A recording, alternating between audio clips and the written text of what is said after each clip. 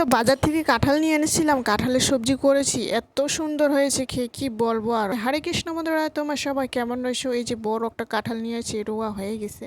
তো এই যে দেখুন, সুন্দর করে ছোট ছোট করে পিস করে কেটে আমরা এই যে কুকারের মধ্যে হলুদ লবণ দিয়ে সুন্দর করে আমরা এই যে 2 সিটি মতো করে নিব।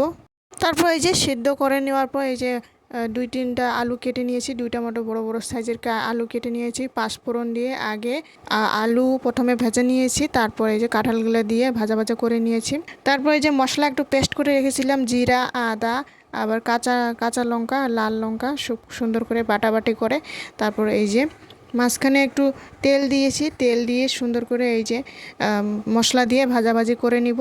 তারপর এই যে হলুদ লবণ, একটু লাল লঙ্কার গুঁড়া, তারপর এই যে একটা টমেটো কেটে দিয়েছি, টমেটো কেটে তারপর এই যে ঢাকনা দিয়ে রেখে দিলাম ভাজাভাজি করে। এই যে দেখুন, একটু পরে এই যে ভাজাভাজি হয়ে যাবার পর আমরা এই যে সামান্য একটু জল দিয়ে দিব। জল দেওয়ার পর আরেকবার আমরা ঢাকনা দিয়ে রেখে দিব উতল আসার পরে। তারপর এই যে দেখুন, সবজি আমাদের কি সুন্দর হয়েছে। উপর দিয়ে আমরা এই যে গরম মশলা বেটে দিব সুন্দর করে, খুব সুন্দর একটা সেন্ট আসে। তো চিনি একটু দিয়ে দিব স্বাদ অনুযায়ী। তারপর সামান্য লাস্টের দিকে একটু ঘি ছড়িয়ে দিব। তারপর এই যে আমাদের সবজি একেবারে রেডি হয়ে যায়। তো এইভাবে যদি করলে খুব ভালো হয় খেতে। এই যে দেখুন কি সুন্দর কাঁঠালগুলো নরম নরম হয়েছে। এই যে দেখুন,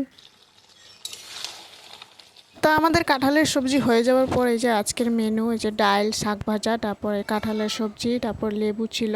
তো বন্ধুরা, ভিডিওটি ভালো লাগলে অবশ্যই লাইক করে দিয়ে যাবেন।